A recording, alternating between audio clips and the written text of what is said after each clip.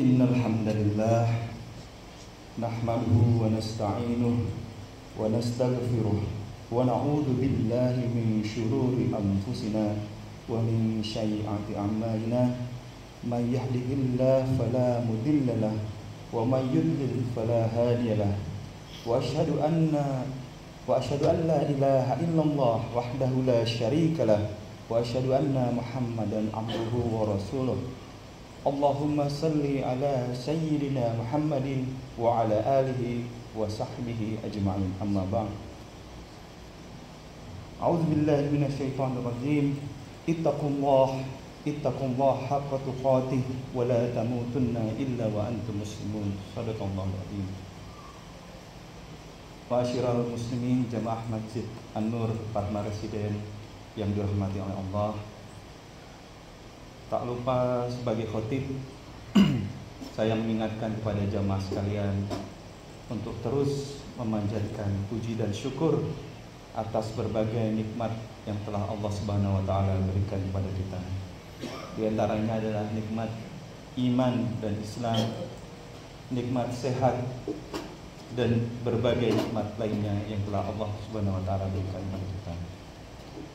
Tak lupa salawat dan salam kita haturkan kepada Nabi kita, junjungan kita, Rasulullah Muhammad SAW. Semoga kita semua mendapatkan syafaat dari beliau di yaumil akhir kelak. Alhamdulillah, di awal tadi saya mengingatkan kepada kita semua untuk selalu bersyukur kepada Allah, sebagaimana para khotib yang naik ke atas mimbar ini setiap Jumat selalu memulai dengan syukur, selalu memulai dengan mengingatkan kita untuk bersyukur kepada Allah Subhanahu wa taala. Karena memang sebagai manusia kita ini tempatnya lupa, kita tempatnya salah. Seringkali kita kufur terhadap nikmat yang telah Allah berikan kepada kita. Beberapa nikmat itu kita tidak sadari melekat pada kita sehingga kita lupa untuk mensyukurinya. Yang paling besar tentunya adalah nikmat iman dan Islam. Karena nikmat iman dan Islam membuat seorang muslim tahu apa tujuan hidupnya. Seorang muslim yang memahami bahwa dia memiliki iman dan dia berislam, maka dia mengetahui apa arti hidupnya, apa tujuan hidupnya, dan apa makna dari hidupnya. Sehingga hidupnya akan selalu penuh dengan ketaatan dan ketakwaan. Ini adalah salah satu nikmat yang sangat besar. Ada banyak sekali orang yang mungkin tidak mendapatkan nikmat ini, sehingga untuk sholat pun masih susah, apalagi untuk ibadah-ibadah lainnya. Padahal kita ketahui bersama bahwa salah satu ibadah yang akan dihisab terlebih dahulu adalah sholat. Jadi ada banyak orang di luar sana itu yang tidak mendapatkan nikmat ini.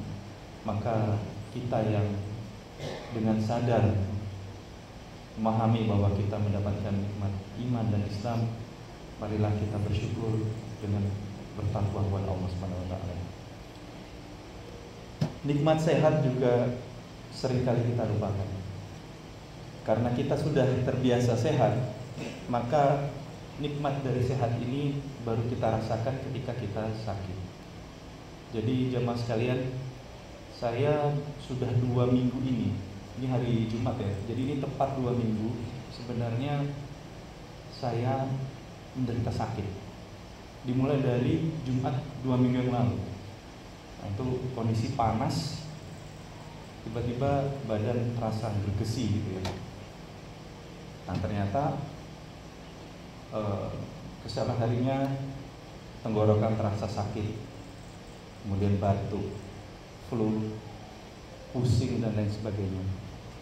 Ternyata diagnosa dari teman dokter PHT, saya menderita radang tonsilitis.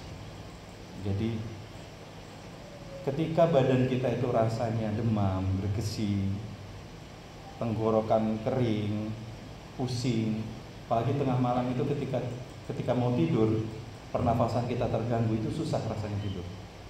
Disitulah kita merasakan bahwa nikmat sehat ini begitu nikmat, begitu enak sekali. Kita bisa merasakan enaknya kalau nggak pusing itu ya ketika kita merasakan pusing yang luar biasa. Kita bisa merasakan enaknya bercakap-cakap tanpa tenggorokan terasa kering, batuk. Itu ketika kita sakit, kita merasakan selama ini ternyata Allah telah memberikan aku nikmat. Kita bisa tidur malam dengan nyenyak tanpa terganggu karena mungkin pernafasan kita. Biasanya kalau orang pilek itu kan susah bernafas. Itu ternyata bisa mengganggu tidur. Nah, itu baru kita rasakan nikmatnya ketika kita mendapat sakit. Maka dari itu, marilah kita mensyukuri nikmat sehat yang sering kali kita lupakan. Caranya bagaimana bersyukur? Yaitu dengan bertakwa kepada Allah, dengan sungguh-sungguh menjalankan perintahnya dan menjauhi larangannya.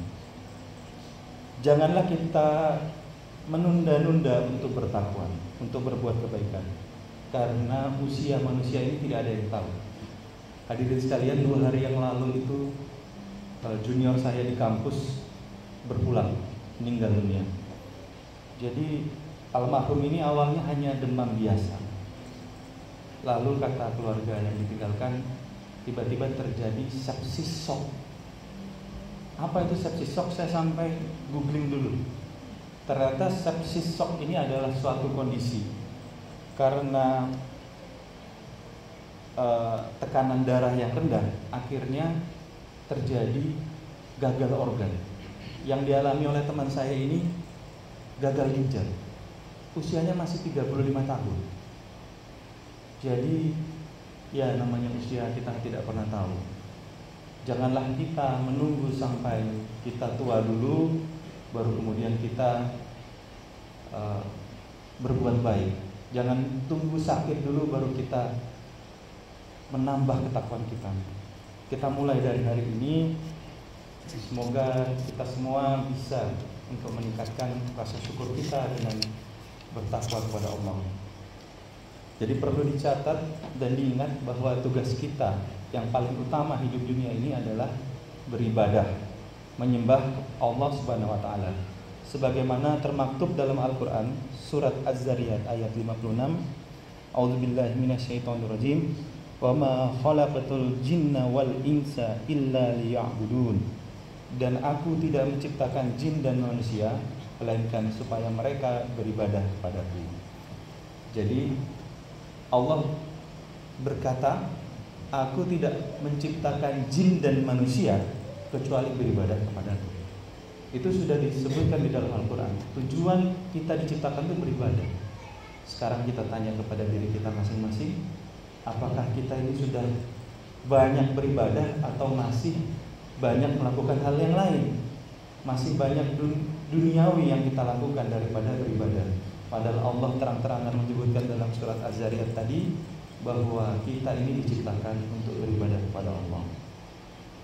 Jadi ibadah adalah bentuk rasa syukur dan ketakwaan kita kepada Allah Subhanahu wa taala. Rasa syukur ini akan membuat kita tenang dalam menghadapi hidup, menghadapi kerasnya kehidupan ini. Kalau kita penuh dengan rasa syukur, penuh dengan rasa sabar, maka kita akan merasa tenang dan cukup. Walaupun harta yang kita miliki ini sedikit, jika kita bersyukur, maka kita akan selalu merasa cukup. Sebaliknya, jika kita bergelimang harta, tetapi kita tidak memiliki rasa syukur, maka hidup kita akan selalu merasa kurang. Kita sudah mendapatkan jabatan yang tinggi, masih kurang. Mungkin kita sudah mentok itu anak kita yang nanti kita beri jabatan. Kita sudah mendapatkan fasilitas yang banyak, tunjangan yang banyak, masih kurang. Akhirnya jatuh kepada korupsi. Kita sudah mendapatkan berbagai kenikmatan, karena kurangnya rasa syukur, kita menjadi culas. Hak-hak orang lain kita ambil. Maka dari itu marilah kita penuhi hati kita dengan rasa syukur, karena orang yang sering bersyukur maka Allah akan menambah nikmatnya. Sebagaimana Allah berfirman dalam surat Ibrahim ayat 7, A'udzubillahi minasyaitonirrajim. Wa idz ta'azzana rabbukum la in syakartum la azidannakum wa la in kafartum inna azabi lasyadid.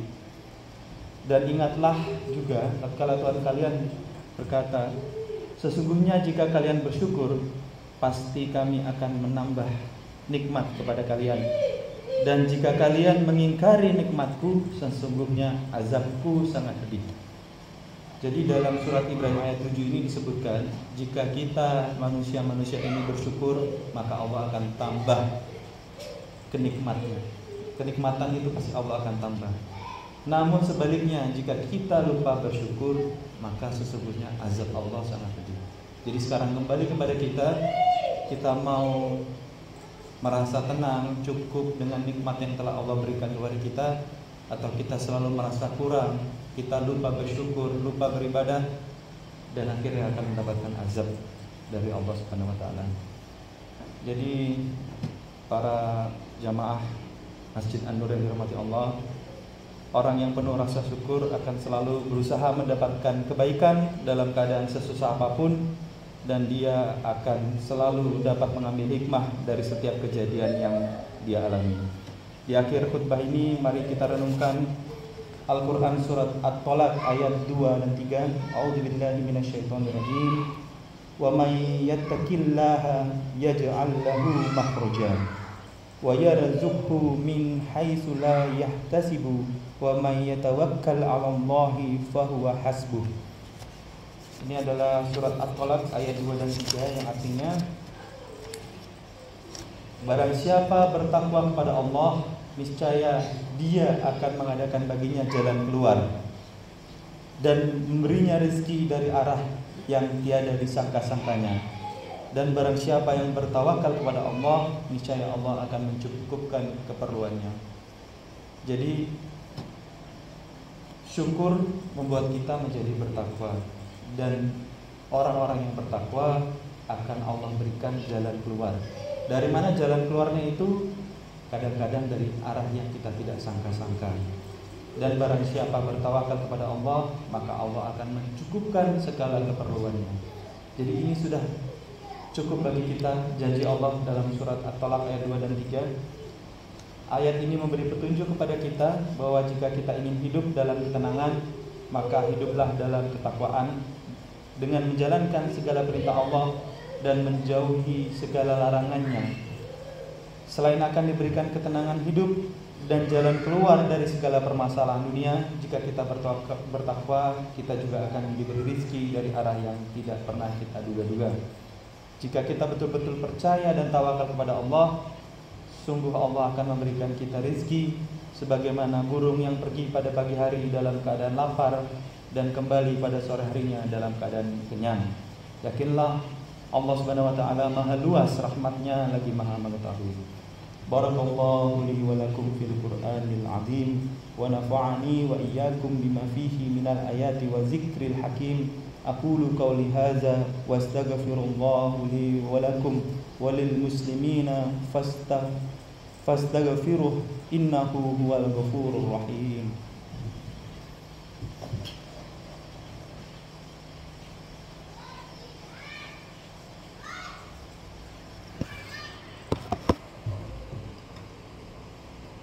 Alhamdulillah, alhamdulillahilladzi an'amana wa ni'matil iman wal islam, wassalatu wassalamu ala sayyidina Muhammadin khairil an'am wa ala alihi wa ashabihil karim. Asyhadu an la ilaha illallah wa asyhadu anna Muhammadan abduhu wa rasuluh. Allahumma salli wa sallim ala Muhammadin wa ala alihi wa sahbihi ajmain. Amma ba'd ya ibadallah,